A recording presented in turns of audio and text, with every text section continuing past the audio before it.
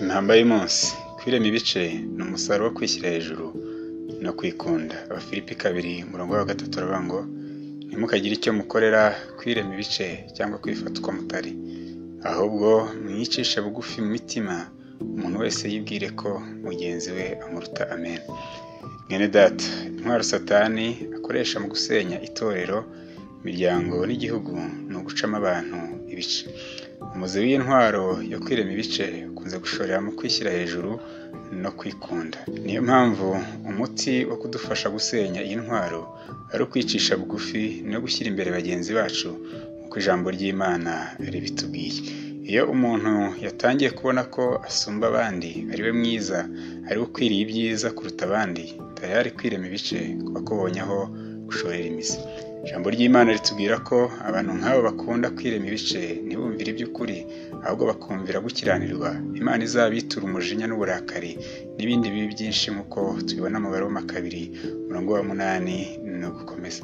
Muri kino gihe twibuka Jenoside yakorewe Abatutsi mu 1994, ni ingenzi ko twibuka ko Jenoside nayo yashoreye imizi mu kwirema ibice cyangwa se mu macakubiri. Umuntu wese wimika amacakubiri mu mutima we aba ahembera Jenoside aho yaba aherereye hose. Nk'abakristo twebwe twamenye ukuri, twiriye guta kure amacakubiri, tukarwanya imigirire yose igamije gutandukanya abantu, kuko ingaruka zayo ari mbi cyane. Twiriye kumenya ko imbere y'Imana nta muyuda nta mugiriki, kuko Imana irema umuntu yaremye abantu babiri, ari bo umugabo n'umugore, ndetse itegeka ko umubiri umwe, cyane ko umugore yari yavuye mu mugabo. Nuko rero kuri guhari nuko twese turi bamwe, yaba abazungu n'abirabura, abanyiginya n'abega n'abazigaba ndetse n'andi moko, twese turi umwe.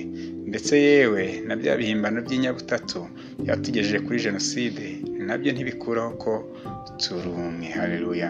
Nuko mwene data, ntukagire icyo ukorera kwirema ibice cyangwa kwifata uko utari, ahubwo wicishe bugufi mu mutima, ukomeze kwibwira ko mugenzi wawe akuruta nk'uko ijambo ry'Imana ryatubwiye. Ukomeze gukurikiza ukuri kw'ijambo ry'Imana ritubwira ko twese turi umwe. Utekura ibihimbano by'abantu buzuye no kwikunda no kwishyira hejuru, kubwira yuko bariya mudahuye, ko bariya mutari bamwe.